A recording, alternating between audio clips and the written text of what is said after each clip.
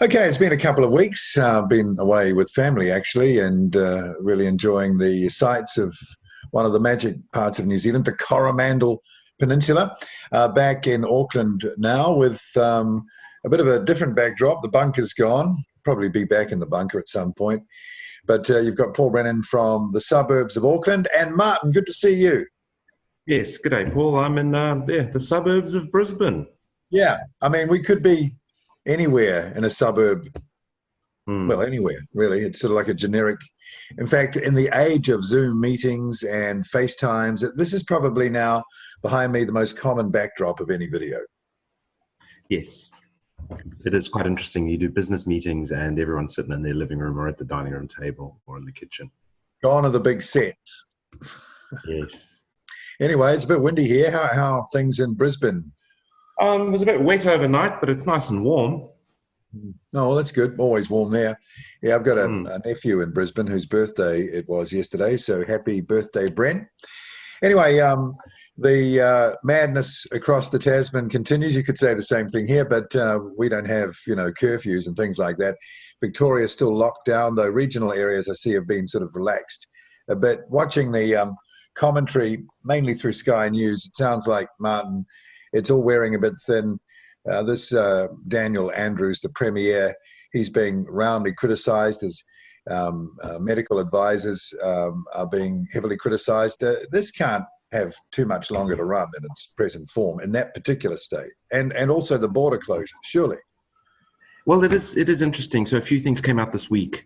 Dan Andrews has been insisting for weeks, if not months, that the Australian Defence Force never actually concretely offered to supply troops to help man the quarantine stations, because there was a rumor early on that the military had offered to supply just feet on the ground to patrol these areas. He denied that was ever the case. They gave it to private security companies. The Chief Health Minister disagreed with that. He said these people are the wrong cohort to run this type of thing. That was dismissed. And last week, the Australian Defence Force produced 3 emails to prove it multiple weeks ago. Say, right, here you go. Why didn't you take it? But he's doubled down. He says, no, I was truthful at the time, and I am truthful as of this moment. At the time. Yeah. It was quite interesting. And now finally, the media seem to be asking tougher and tougher questions. There was a case in Queensland about 3 months ago where they were, and it was kind of weird. They were like this poor guy in Blackwater up in the middle of the state, middle of a bit of the state. He passed away, right? And it appears he had multiple issues, right? And he was apparently COVID positive. And the press and the state, you get the impression that they're literally crowing that a young person has succumbed to this disease. And it happened again recently, which I'll go into. And, this is how dangerous it is, and you've really got to be on your guard. And they set up mobile testing stations all around the area. It turns out he never had it, and they knew 3 days before they made the announcement that he never had it. All right? To be completely fair, it's the fear machine. To be completely fair, there had been false positives and positive false and blah, blah, blah. But fundamentally, they knew that COVID had nothing to do with them dying. And recently, it happened. This was down in Victoria. The system was crowing. It sounded like they were crowing. He was 20 years old and he died of the COVID. Well, turns out it was actually methamphetamine that did it. And there's this. It's sad, but it's the crowing that gets me. Even if these are legitimate deaths from some sort of rare complication, it would be rare because the numbers of people in those age groups dying from COVID is very low. That's one thing, but the crowing about it is an interesting thing because that tells you that tells you that to promote this as a pandemic and a serious thing, you need stories like that to reboost it every time. And that is why the crowing is going on. And that just really calls into question, again, the whole motivation the modus operandi behind all of this? It is that type of thing I find particularly disturbing. Yes, and so questions are being asked. It's a lot more is being called into question. The shutdown in Victoria wasn't based upon advice from the chief Yes, health minister. The guy admitted that, didn't he? Yeah, and apparently the main reason for the shutdown was to make the life of the police easier. Oh, okay, yeah. Yeah, and they're going around arresting pregnant women, handcuffing them for making comments on Facebook. So it's a clown's world you've got in that state. It's just a clown's world. It's kind of weird, and the latest figures coming out of England show, or the UK show, that apparently there's an alarming increase in the number of cases. 3,000-4,000 cases a day, which there's two things interesting about this, right? So 3,000-4,000 cases a day. But the death rate's fallen for 20 straight weeks, right? Yeah. So it doesn't seem to be not that many people dying, and there's a number of theories as to why that might be the case. But the question I've been asking, and if other people are interested in this type of thing, actually, Dr. Sam Bailey, a Kiwi, she puts out some very interesting videos on general health and medicines, and she recently did a COVID. A talk about COVID, particularly the testing, which she basically said the test they're using is the only test they've got. It's the wrong test for what they're trying to do with it, and it's shockingly inaccurate, right?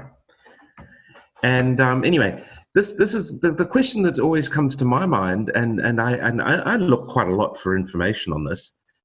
What does a case actually mean? Because if this test is as dodgy as it is,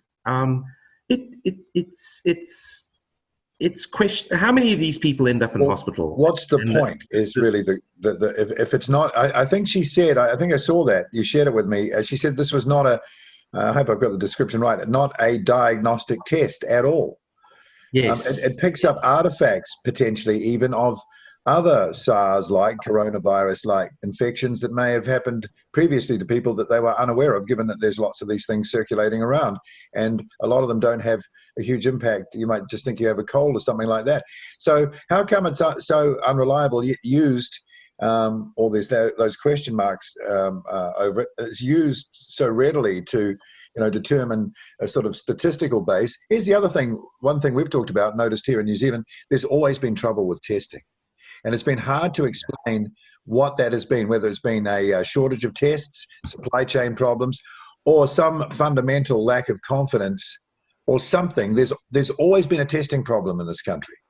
I guess what really irritates me, because I'm mildly obsessive, possibly. The response hasn't evolved. It's like I don't think anybody doubled down. Yeah, in the beginning, nobody knew anything about it. It was all a bit frightening. All right, let's do this and let's monitor and let's see. This test might not be perfect, right? But it might be a really good test for finding hotspots, right? So let's build a proper statistical measurement system. Go out there, randomly test hotspots, and then bring them in for the real testing, or do the real testing. But no, they get this test, they get a result. Oh, there's 55 cases in Victoria and then they lock today. it down. What does it even mean?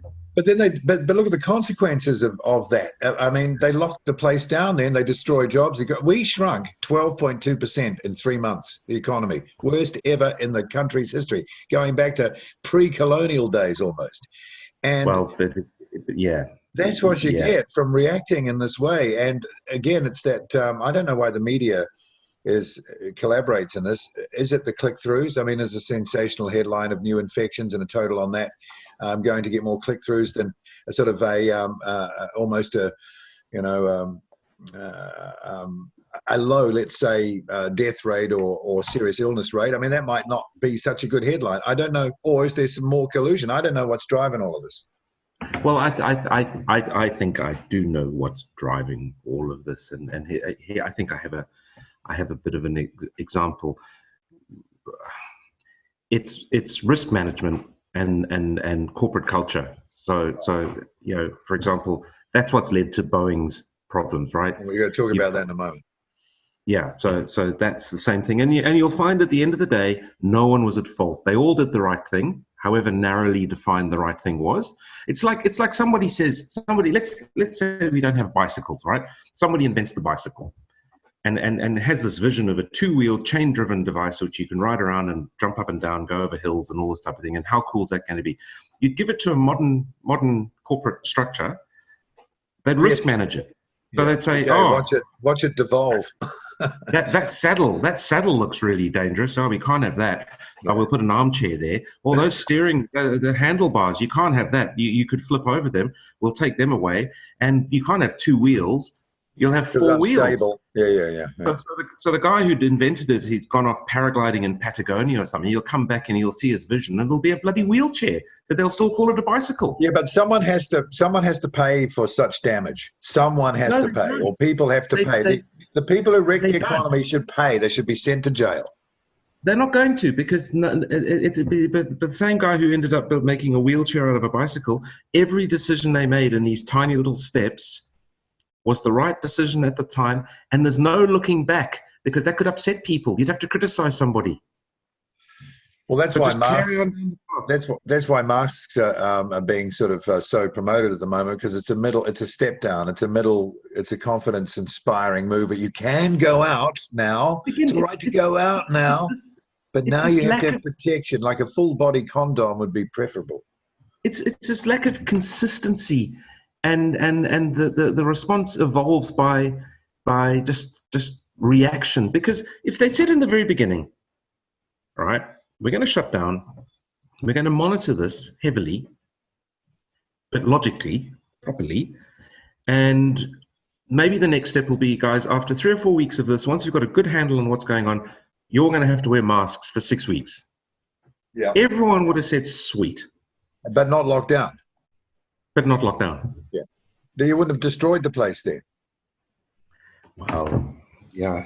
It'd be very interesting to see, because the next thing will be, the economies retracted by X percent, and it might turn out all those numbers that we've been slavishly following for the last 20 years are all garbage. Well, anyway, we're being told that by the Labour Party here that our economy will bounce back. But with a third of the economy shut down, how can anything bounce back? Yeah, things aren't going to bounce back, because it's going to be, and that's what people are saying in Victoria. It's all your small businesses. They're going to be gone. Yeah, I know, wiped off. It's interesting that the aid that's been, from what I can see, that's been distributed, in a sort of panic fashion recently, have all gone to essentially a government or state institutions. The big wodgers have, but I mean, there's been wage. It's just a money go around. It's not hitting the regular person as such, really. Yeah, well, people are getting wage support. No, but I'm talking about the infrastructure projects. They're all roading. They're all roading. They're iwi. They're all that. Where the money goes, whoever knows. But they're not going to entrepreneurs with a smart idea. Too risky. So this risk-averse crap comes into it again, and you just get the same people. The money go around. The same people in the trough. Boom, boom, boom. It looks like that. And the interesting thing is if you go to one of these websites and with a pencil, with Excel, make a note of all the numbers they're banding about. They've given away more money than New Zealand has. I know. It's because it never actually gets dispersed. It's just it's all.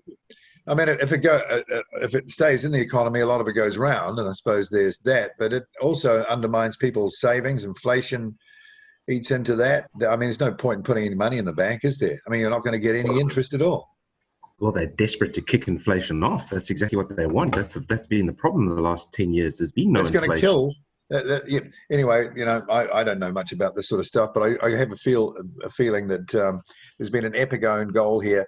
I've always felt that, but I guess everybody's done their own goal, so we're all sort of hopefully still on the level playing field somehow. But it's and we've got an election here real soon. It's going to be fascinating to see how that goes. It looks like a Labour shoo-in, but things tighten, and if people are feeling poorer, and the polls have been wrong, and where you've been, and other places, so in a month's time, it'll be interesting to see how Kiwis judge all this. Probably, they'll probably get through. There's also three interesting things that I've picked up over the week. Why hasn't Africa been affected as badly as most other continents? And the general thinking is because the population is proportionately a lot younger, and it just doesn't affect that many young people. Okay, Yep. That's one thing. Why hasn't it affected India as badly as the case numbers, the so-called case numbers, whatever a case is, would suggest? And their health authority came out and said, it's because we think we had a particularly bad cold and flu season last year. And that actually has given us a bit of immunity. And you're like, oh, hang on. Wow. Okay. Yeah. So that's interesting. And no matter how the mortality rate is counted, whether stuff is incorrectly included or not, or blah, blah, blah.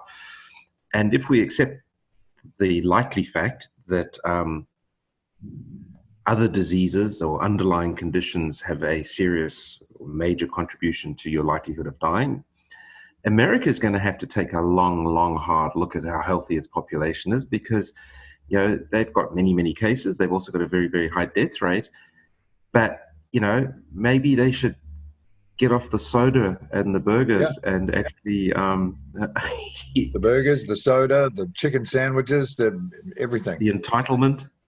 Yeah. Well, I mean, I've had people talk to me, Americans talk to me, and I mean, these people were vast, right? Vast. Yeah, I know that time. and they'd like describe themselves. Well, I'm a little bit husky. Oh, mate, you stopped being husky about 30 years ago. You've gone on to blimpy. Good year, blimp. Well, yeah, and there's no, they don't see that. They're like, oh no, I'm just, I'm a bit big. Okay. Yeah, the American dream. Yeah. Anyway, okay, so it carries on.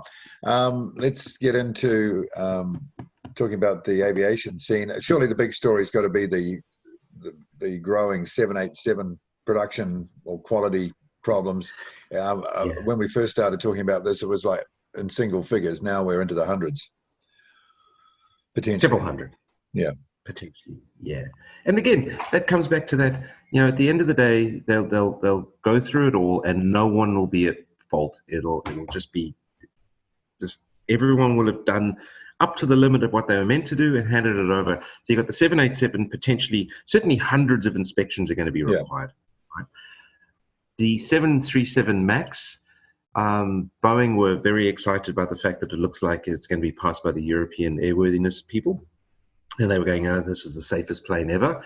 And actually, quite interesting, one of the, I think it was some French guy said, no, it's going to be as safe as it should have been when it got launched. Yeah. Yeah. They're the senior Boeing managers they were testifying before some panel, and they were saying, well, we had no idea when we signed off on it. We had no idea that it was a single point of failure and all this type of thing.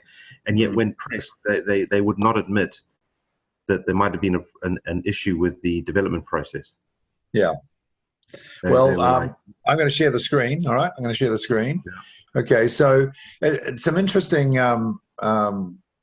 points have come out of I think it's a Senate report.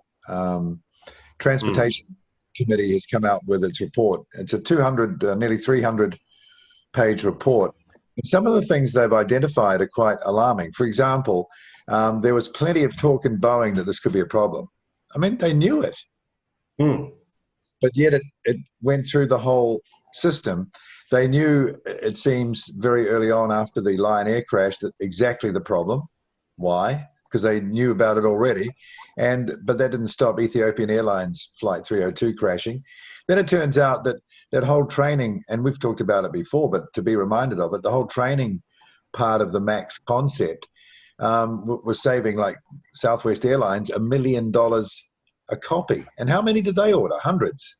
So saving $1 million, because the deal was that if any additional training was required by Southwest Airlines, Boeing would refund them $1 million per aircraft. Yeah. Yeah, so you can see where the incentive was, yet at the same time they had an issue that they knew about that could really be terrible without any specific training. So, and I think Boeing, I'm not sure, I read this somewhere, I can go back and check. I think Boeing are on the hook for any new simulators. If the MAX requires its own simulator, Boeing have to pay for Southwest to get those as well. They're about $30 million each. Yeah, so I think there was something about that, and in the Senate committee, one of the guys did come out and say, he said, one of the Boeing guys said, yeah, we went for maximum cockpit compatibility or commonality. Yeah. Although with the current generation of pilots, that's not necessarily a good thing. And there was that was demonstrated, I think, last week in Spain. I don't know where the aircraft was from, but it lost its autopilot and the pilots had to hand fly it. Yeah. And it's been referred to the Spanish safety authorities because these guys couldn't actually hand fly it. Wow. They're all over the place. Well, they just stick and rudder couldn't do it. Couldn't do it. The Chicago-based company didn't disclose that MCAS worked off a single sensor that measures the plane's pitch. It also didn't disclose that a gauge that would have alerted pilots to a malfunctioning sensor didn't work on most of the jets. Yeah. And also they concealed that it took a company test pilot over 10 seconds to determine that MCAS was operating and respond to it, a condition that the pilot found to be catastrophic, according to the report. Federal guidelines assume pilots will respond to this condition within 4 seconds. Yeah. Crikey. How loosey-goosey is that? Very. And obviously that didn't make its way back to any official level. It can't have. Well, the officials at that time, all the inspectors were effectively working for Boeing. So, right. And that's the other issue, the close in with the FAA. Yeah. They handled it internally. It wraps up this report by saying this, quote, only a genuine, holistic and assertive commitment to changing the cultural issues unearthed in the committee's investigation can enhance aviation safety and truly help both Boeing and the FAA learn from the dire lessons of the 737 MAX tragedies, the report said. So, anyway, but I wonder, is there still some legal issues for Boeing to deal with here? Because, I mean, this is kind of negligent, isn't it? This is straight up negligence in a way. Well, it's going to roll on, yes, and settlements will be reached, and then it'll just kick straight into the 787 because there's going to be extra costs will be incurred by the operators for that plane due to all the extra inspection, at least inspections they'll have to do, or if they reckon they can all be, or at this point, it seems that the extra inspections can be handled during normal routine maintenance. But as somebody said, it appears that they're drip feeding out the bad news. Yeah. Well, why wouldn't you? Because there's lots of it. You don't want to. You let the pressure out of the tire slowly, Martin.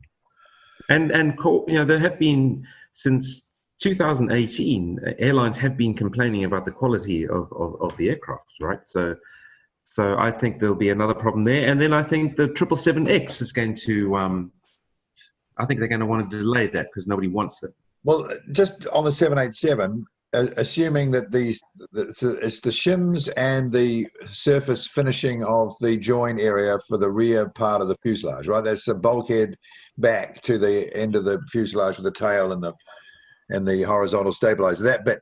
Now, I mean, what happens if, quite a few are found to have both these problems? Do they have to actually physically take that off? That's like detach that section and rejoin it? I mean, what would they have to do? Because that's seriously huge job, isn't it? So those are the eight that they definitely know have got both problems. They've been grounded. Yeah, but if they're going to inspect a lot more, they anticipate surely some more. Possibly, and how big a job is that? Well, last week I was looking, and I think it's coming up for like 600 aircraft that have one of the. I think there's 4 issues at the moment. Wow. There's the shimming, there's the surface finish, there's the vertical stabilizer, and the tailplane. What's the vertical stabilizer issue again? Something to do with the attachment surface again. It's and shimming. Because this shimming concept was used to make bits that didn't totally fit together.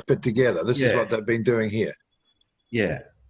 So that bring the barrel together, the fuselage shim. They bring the barrel together. There'd be an irregular gap around that barrel, so they'd cut pieces to fit into that irregular gap.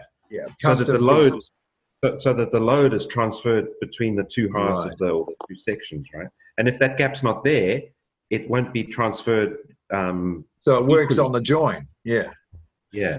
Because remember the first, when they rolled it out, the prototype, that had big, huge gaps between the joins of the fuselage. Yeah, I remember that being a story about that. That was a movie prop, wasn't it? That was just a cardboard plane. I don't know. Did that aircraft actually ever fly, that actual aircraft? I don't think it did. Yeah, okay. It was, Tom Brokaw fronted the whole thing. It was a big deal. But if they have to start, because I remember seeing a video on, what was it? It was one of those Indian Ocean airlines based there around there somewhere, and it was a 767. I think it had done a tail scrape or hard landing or something, and they had to take the back off it. And it was like months and months. I mean, they'd fixed it, but it took ages. Imagine having to do multiples of those. And were they ever designed to come apart again? Those plastic aeroplanes? I guess they must be, because they're not. It doesn't sound like they're bonded. It sounds like there's an inner ring and there's fasteners. So I presume you can take them apart. The Seychelles Airlines plane, that's right, 767. Anyway, okay, so there's that. It's interesting. Yesterday I actually looked up and there was a JAL 787-8 going over, because I think they're doing freighter runs to Brisbane, just as Air New Zealand's doing freighter runs from Take Brisbane the seats out. Yeah, but you realise how small the 787-8 is, because you had to look twice to work out it wasn't a 737. Right. Yeah, sure. It's kind of, Yeah. All right. Well, watch that space. I see. Lufthansa have announced that they're canning all 747-400s and A380s. Boy, it didn't last long. The A380 at Lufthansa. I'm amazed that they've quit it now. I mean, honestly, surely even if in a few years you'd see some sort of a revival. They're taking 130 planes out of their fleet. I saw some mention of the 747-8 coming out as well. I think they got about 20. That's staying in. They're staying in for the time. Why are they staying in with those? And not the A380? New. They're newer than the A380, aren't they? Yeah, but still, they don't have quite the capacity. Maybe they rate that better operationally or in their system than the A380. Well, they don't want capacity. That's the reason. They're smaller than the A380 and more efficient than the 747-400. So that's why they're sticking with them. Well, the new Pan Am could always buy up some of those old 747-400s. Yeah, and another new Pan Am, eh? Yeah. I wonder how long that one will last, if ever. Weeks. Not a good time to start. Well, maybe it is a good time to start things up. Aircraft are cheap, and I think they're talking about some South American connection with that Pan Am story, Ecuador, I think. Well, there could be some Ecuadorians who want cheap intercontinental, the Americas travel. Who knows? But yeah, every now and then you hear it coming back. So the A380 is going from Lufthansa. I wonder if it'll go from BA. Have they said anything? Not that I've heard, but and there was a guy on Twitter the other day who was transitioning. Oh no, he was transitioning from the A380 to the A350. So yeah, maybe. Well, also going in the other direction, Emirates have put A380 into Moscow now, saying huge demand. Yes. Yeah. That's crazy, isn't it? Yeah, it is. I just wonder if some of those A380s will end up being, I've mentioned it before, but I'll say it again, parcel freighters, because with the online ordering going on around the world and the 3 decks, and I'm sure that, they probably, the cubic floor space is probably what they're after. It sort of makes sense, doesn't it? Yeah. And it will be interesting to see whether there's a conversion program, but they might just say, we can't be bothered. We're starting to see A321s, and A330 non-neos cropping up as freighters now. And I think the conversion for the A330 doesn't involve leveling the floor. They leave the front like it is. The production freighters have got that sort of plug under the nose wheel to level it, but the conversions don't seem to be doing that. No, well, they don't. I think for packages and that, I don't think it really makes any difference. And how would you do it? What, go and put a whole new nose gear in, and probably the strengthening that requires. Yeah. Has there been any talk about A340 freighter? I don't think they'll bother with that. I think they'll just skip that, won't they? Well, all those 600s, Lufthansa, they're going to bring those 600s back, those A340, or have they all gone? I haven't seen any news on that. No, I know they're all they've gone. marked them, but No, they're all gone. They'll never come back. Oh, really? Okay, boy. Yeah. So basically all the quads, except for the 748, are gone. Wow. Okay. Yeah. Air New Zealand's iconic All Blacks 777-300 ER. I forget the registration, but they've sent that off to the desert. And the 777-200s, I think the leased ones go somewhere, the owned ones go somewhere. We're trying to bring our birds home to get some sort of communication with Air New Zealand about maybe saving one of them, because they're 219 models, but they're going. So that's the end of that. And we probably won't be seeing those aircraft return ever. I was out at the airport at Auckland the other day, and it's pretty forlorn. There's quite a few Koru tails sitting, taped up. Not much activity really going on there. It's not like the old days. And, there's still a 787 sitting there without engines. So, they've still got that issue too, though probably good timing on that one. I don't think they're in a hurry, eh? No. And they're putting a huge amount of seats out at under $50, anticipating the Auckland lockdown situation ends. What's happened, of course, is Auckland is responsible for a lot of the domestic tourism. So if you shut down Auckland, don't let people go out of Auckland, everybody else goes anemic on visitors. And that's what's happened. So they're putting low-cost fares into the market, and Jetstar's back here again, so they must... Air New Zealand, as a small operation, has got to be careful that the others don't really eat their lunch. They'll have to start matching those super low fares soon. Otherwise, they won't even get local market share, because the loyalty's sort of gone. After that refund problem, they took a huge hit. And you've got China Southern and Emirates and all. They'll just flood the market with cheap A380s. They'll never stop. Yeah. And also Air New Zealand or commentators are saying that they need more capital. The old capital structure won't work for the new reality, they're saying. Also looking at making 385 more cabin crew redundant by December. So, the spilling of, it continues. I would like to be working there right now. There was a piece here on one of the websites about local tourism. So, of course, Queensland's, it's school holidays now. Everyone's desperate to, or the travel industry, such as whatever remains of it, really keen to get people traveling within the state, and each state's trying to do the same thing. And when they did a poll of people, most people say, we'll drive 200-300 kilometers tops to a caravan park if we can get a spot. Or we go camping or something, and we're going to save our money until we can go overseas again. So what's really, really hurting are these mid to high-end resorts scattered all through the state, because the locals just aren't interested. They say they're too expensive, they're too far away, and they're all the same. Yeah, well, there's quite some lobbying going on to end all the border closures. I see Qantas have been saying that, business is going to be just blown to pieces if this doesn't ease up soon.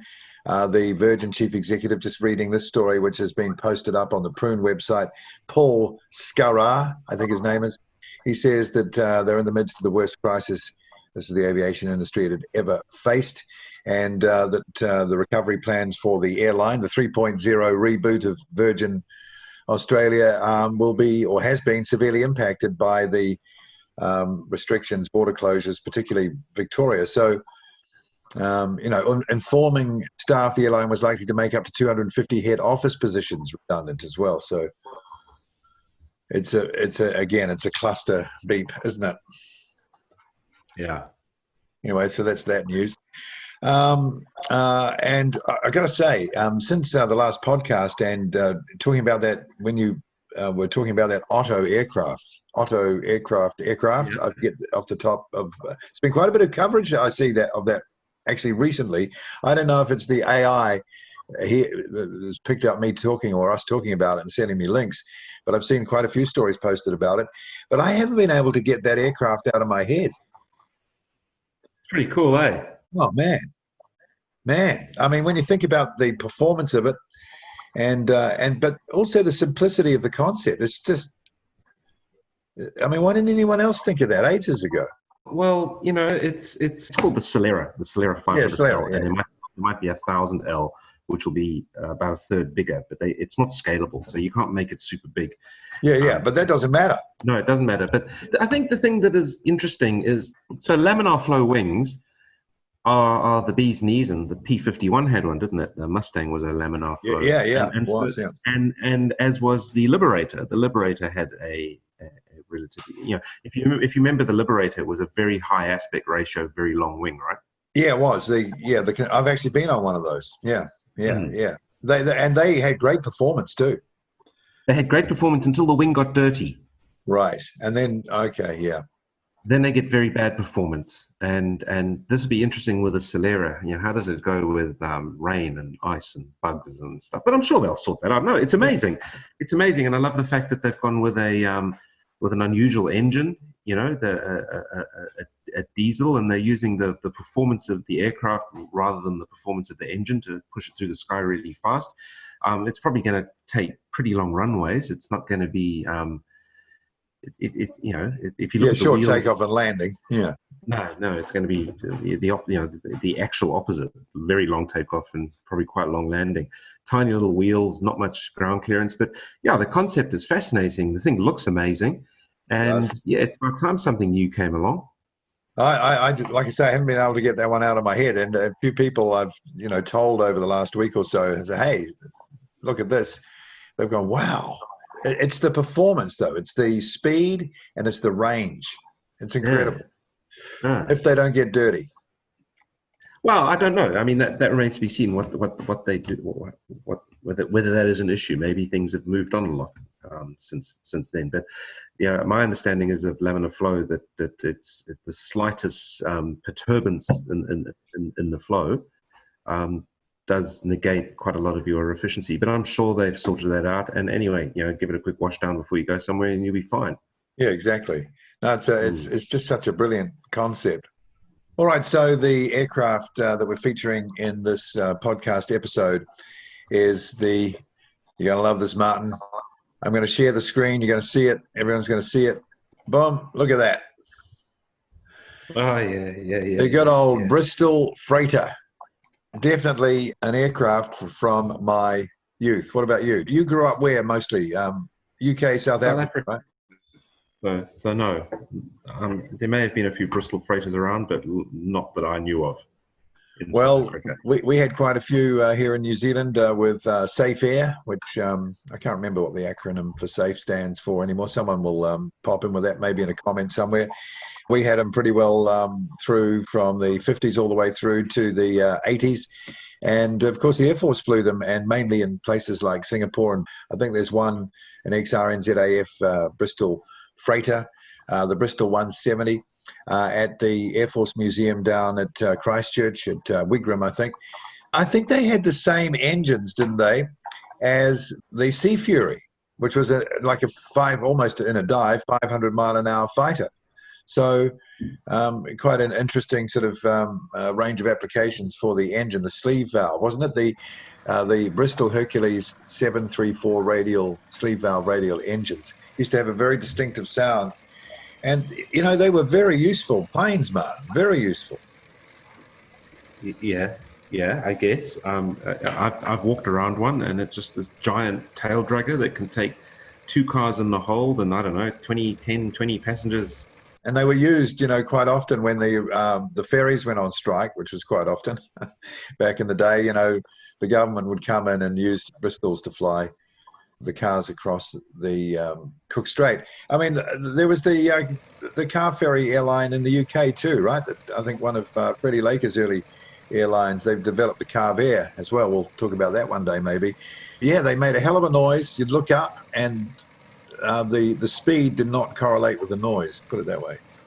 Yeah, I mean, if they had those Hercules engines, they were putting out 1,800, 2,000 horsepower or something. That's an awful lot of power to drag that box through the air, right? Yeah. They would have been noisy, yeah. That engine, the concept behind that engine, it took them a long time to get it right, but the sleeve valve concept sort of reached its pinnacle after the war. Like with many things, piston engines reached their pinnacle just as they were being superseded. And I think we're seeing that with a lot of things today. But the way the sleeve valve worked was really, really clever and made some amazing engines. And although the manufacturing tolerances required to make them were just beyond the reach of their ability up until after the Second World War, they were actually really simple. Yeah. Or simpler. But yeah, I've seen a few cutaways because I'm quite interested in those old engines. And man, they're fantastic looking things. And 2,000 horsepower and well above 2,000 horsepower. Oh, yeah. And obviously quite reliable too, because they used to fly them out to the Chatham Islands from Wellington and Christchurch. In fact, that was the main link for the Chathams for many years.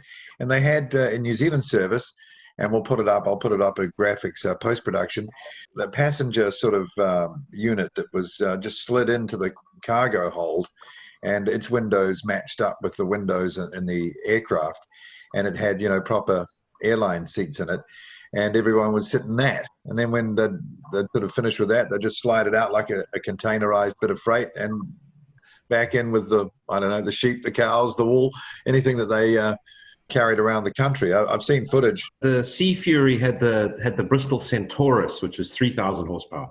Okay, but the same principle, wasn't it? Based on the exactly the same. It was just a development of that engine. So the Hercules was 2,000 horsepower, but still, that's an awful lot of power out of a piston engine. Yeah, a huge amount. I used to enjoy as a kid watching them sort of coming into the Nor'wester into Wellington, really slow ground speed, because I think their landing speed was only about sort of 80 some knots or something. So imagine a 40 knot wind. It's almost like, someone's out for a Sunday drive, And they'd have been coming in sideways, right? Because they would have weather vaned a lot. Lots of rudder action after touchdown. In a big old tail dragger. Yeah, geez, good on them. It would have been hard work. Well, they did it for decades. There was a crash in Christchurch at the Russley Golf Course. I think one of the main spar of the wing broke. And I think the boss of Safe Air was on, their chief pilot were killed. The wing just folded, maybe from some corrosion and bad weather. But yeah, that was quite a tragedy. And there are photos around it people can search out to see the wreckage of that sitting on the golf course. Shame.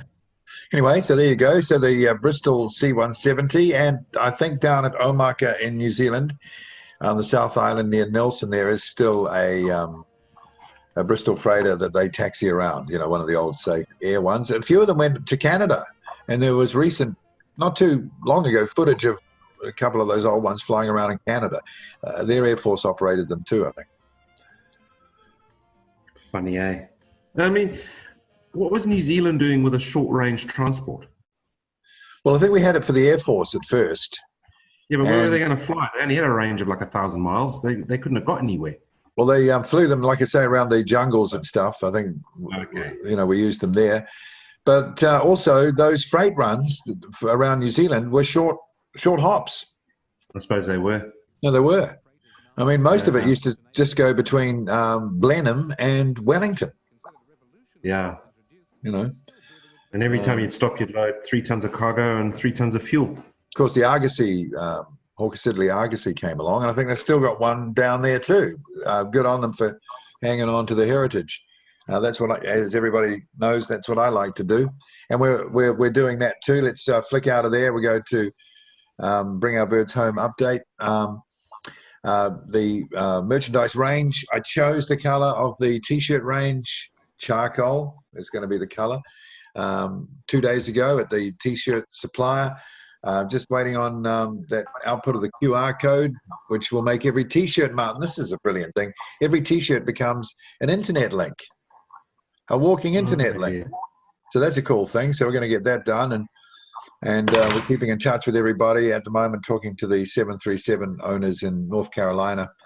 Actually, Trump's going through there next week. I see do a rally. So we're working the thing, but COVID is another casualty of COVID at the moment, just not being able to move ahead with any of the, the stuff that needs to happen, like travel and people's minds are in a sort of holding pattern at the moment. It just is what it is. Hopefully it won't be like that for too long, but there you go for people who want to know more, and I will be doing a proper comprehensive on-camera update for the Bring Our Birds Home page very soon. When they open up the borders, the local wine industry will take a bit of a hit because that's basically what I do in the evenings. Right. Is that the way you get through the pandemic? It's driving me nuts. They might find out that there's a correlation between low sickness from COVID rates and high wine consumption. I am working on that, and yeah, so far I've been all right. So well, let us know your results, all right? And I've been doing a bit myself too. And yeah. It was the Armstrong-Whitworth Argosy and the Hawker-Siddeley Andover. Oh, I beg your pardon. That's right. Yeah, yes. No, you're right. They didn't take over the company though, did they? Hawker-Siddeley.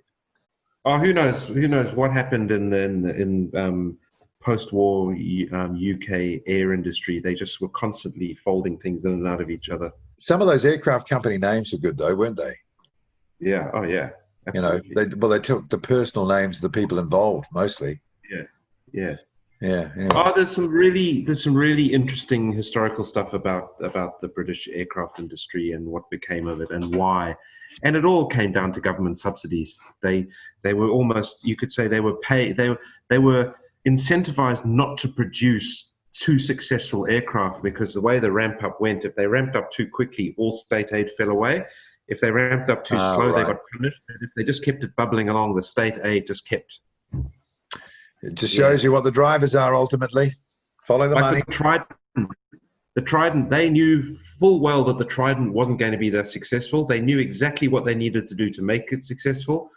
But the company said, no, we'll go after the subsidies. Safer.